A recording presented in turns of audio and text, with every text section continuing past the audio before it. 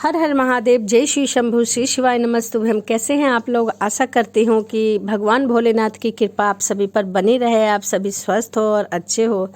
इसी कामना के साथ आज हम सुनेंगे अकाल मृत्यु क्या है। अकाल मृत्यु जब होती है तो उसके क्या संकेत होते हैं और क्यों होती है अकाल मृत्यु, तो आइए जानते हैं इस कहानी के माध्यम से। गरुड़ पुराण के अनुसार किसी व्यक्ति की मौत जहर खाकर, फांसी लगाकर, भूख से पीड़ित होकर, आग से जलने पर, किसी हिंसक प्राणी द्वारा जल में डूबने पर या किसी दुर्घटना के कारण, किसी जहरीले सांप या बिच्छू के काटने से या फिर किसी प्रकार की आत्महत्या करने से होती है तो वह मृत्यु अकाल मृत्यु कहलाती है। अकाल मृत्यु वह स्थिति है जब शरीर का नष्ट हो जाता है लेकिन आत्मा संसार में इधर से उधर भटकती रहती है, तो इसे ही अकाल मृत्यु कहते हैं। जो लोग सड़क दुर्घटना या फिर किसी आपदा का शिकार हो जाते हैं और अपनी जान गंवा देते हैं, ऐसी मौत को धर्म और शास्त्र में अकाल मृत्यु का नाम दिया गया है। आइए अब हम जानते हैं कि अकाल मृत्यु क्यों होती है। एक अटल सच्चाई है, जिस धरती पर जिस प्राणी में हम जन्म लिया है उसकी मौत होना तय है और वह एक ऐसा सच है जिसे बदला नहीं जा सकता। हम सभी जानते हैं कि पृथ्वी लोक में प्राणियों की संख्या इतनी है कि हर दिन किसी न किसी की मृत्यु किसी न किसी कारणवश अवश्य होती है, क्योंकि जब प्राचीन प्राणी जाएगा तभी न्यू प्राणी आएगा, सृजन होगा मृत्यु के बाद जब परमात्मा के शरण में जाते हैं। लेकिन ये सब लागू नहीं है। सीधी सी बात है कि हर प्राणियों को मोक्ष की प्राप्ति होता है। इसमें से कुछ ऐसे भी होते हैं जिनकी आत्मा सदियों तक पृथ्वी लोक में ही इधर से उधर भटकती रहती है, उनकी आत्मा को मोक्ष की प्राप्ति नहीं होती। इसका कारण अकाल मृत्यु है। भगवान का दिया हुआ पूरा जीवन हमें अवश्य जीना चाहिए। अपने जीवन से रुष्ट होकर हमें अपने जीवन को समाप्त नहीं करनी चाहिए। जो इस प्रकार से अपने जीवन को समाप्त कर लेते हैं वही अकाल मृत्यु कहलाते हैं। अकाल मृत्यु कैसे होती है? हमारे वेदों में मनुष्य की उम्र 100 साल तक निर्धारित की गई है। अकाल मृत्यु क्यों होती है? इस 100 साल की निर्धारित उम्र में दुष्कर्म को नहीं मिलाया गया। मतलब इंसान की मृत्यु तभी होती है जब उसके पास धर्म कार्य के लिए शक्ति नहीं हो पाती या फिर उसका शरीर उसे धर्म कार्य करने की इजाज़त नहीं देता है, वह धार्मिक कार्य करने के लायक नहीं रह पाता। इससे अलग जब कोई व्यक्ति अपनी इच्छा से धार्मिक कार्य को त्याग देता है तब वह पृथ्वी पर उसके जीवन की अवधि कम होती जाती है। यानी इंसान की उम्र भले ही 100 साल की हो लेकिन अपने कर्मों के कारण वह अपनी उम्र को खुद से ही कम करता चला जाता है, क्योंकि जिस कारण व्यक्ति की अकाल मृत्यु हो जाती है। अकाल मृत्यु के बाद आत्मा का क्या होता है? भगवान श्री विष्णु जी ने गरुड़ पुराण में कहा है। गरुड़ पुराण के माध्यम से यह बताया है कि मनुष्य के जीवन के 7 चक्र निश्चित होते हैं। जो मनुष्य इस चक्र को पूरा नहीं कर पाता, ऐसे में वह मनुष्य अकाल मृत्यु को प्राप्त हो जाता है। अचानक ही मृत्यु होने की वजह से मनुष्य की मोह माया, इच्छा और तृष्णा बनी रहती है जो कभी पूरी नहीं हो पाती और वह मोह जाल में फंसा रहता है। ऐसे में शरीर तो नष्ट हो जाता है लेकिन अकाल मृत्यु प्राप्त होने वाली आत्माएं धरती पर अपने परिजनों और जीवित लोगों को कष्ट पहुंचाती रहती है और इधर से उधर विचरती रहती है और अपनी तृष्णा पूरी करने की कोशिश करती है।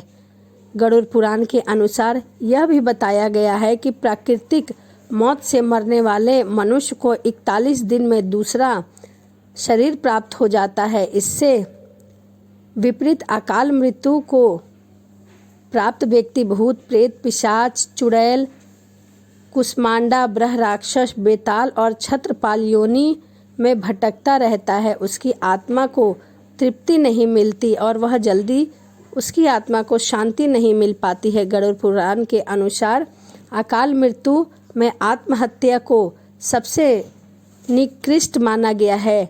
आत्महत्या को हमारे हिंदू धर्मों के अनुसार सबसे घिनौना अपराध बताया गया है। कहा जाता है कि आत्महत्या करने वालों को कभी भी मोक्ष की प्राप्ति नहीं होती है। भगवान श्री विष्णु जी ने गरुड़ पुराण में आत्महत्या को ईश्वर का निरादर करना और अपमान करना कहा है। भगवान श्री हरि विष्णु जी कहते हैं कि आत्महत्या करने वाले मनुष्य की आत्मा पृथ्वी लोक पर तब तक भटकती रहती है जब तक कि वह प्राकृतिक द्वारा निर्धारित अपने जीवन चक्र को पूरा नहीं कर लेती।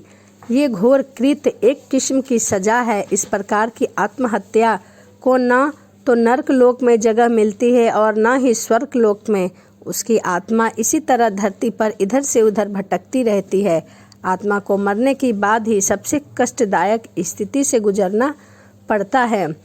यह आत्माएं अंधकार में तब तक भटकती रहती हैं जब तक उनकी आत्माओं को प्राकृतिक द्वारा निर्धारित जीवन चक्र पूरा नहीं कर लेता। आत्महत्या करने वाले आत्माओं के कष्ट तो दूर नहीं किया जा सकता, लेकिन गरुड़ पुराण में अकाल मृत्यु को प्राप्त मनुष्य की आत्मा की शांति हेतु कई उपाय, मंत्र और हवन भी बताए गए हैं, जिन उपायों को घर के परिजन द्वारा किया फिर या कराया जाता है, जिससे कि अकाल मृत्यु वालों की मोक्ष की प्राप्ति होती है और उसकी आत्मा को तृप्ति मिलती है।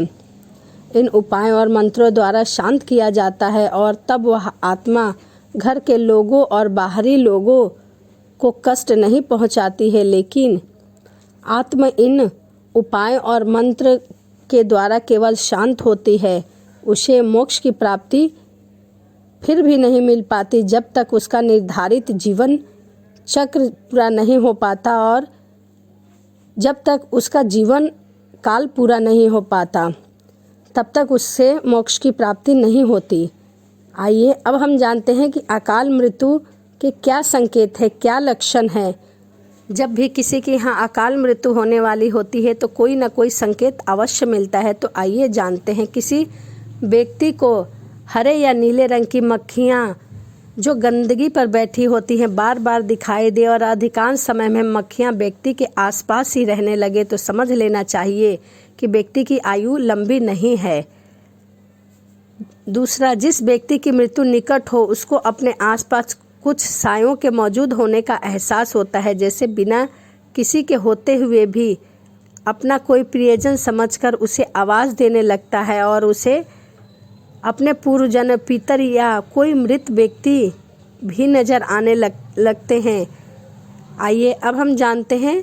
तीसरा, समुद्र शास्त्र के अनुसार जब मृत्यु निकट हो जाती है तो उसकी हथेली में मौजूद रेखाएं अस्पष्ट और इतनी हल्की दिखाई देने लगती हैं और उसे देख पाना भी मुश्किल हो जाता है। उसे देख पाना भी संभव हो जाता है, यानी व्यक्ति के हाथ से किस्मत की लकीरें मिटने लगती हैं। जिन लोगों की मृत्यु निकट होती है वो अपनी छाया को भी खुद से अलग देखने लगते हैं। उनको ऐसा लगता है कि हमारी छाया हमसे अलग क्रियाकलाप कर रही हैं।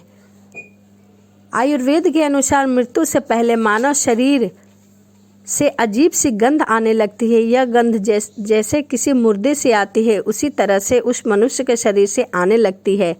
इसे मृत्यु गंध भी कहा जाता है और हृदय घात रोग इत्यादि मस्तिष्क आघात के कारण भी उत्पन्न होती है। तो हमें समझ लेना चाहिए कि मृत्यु निकट है। यदि कोई रोग है तो उसे टालिए मत, समय रहते उसका हमें इलाज अवश्य कराना चाहिए।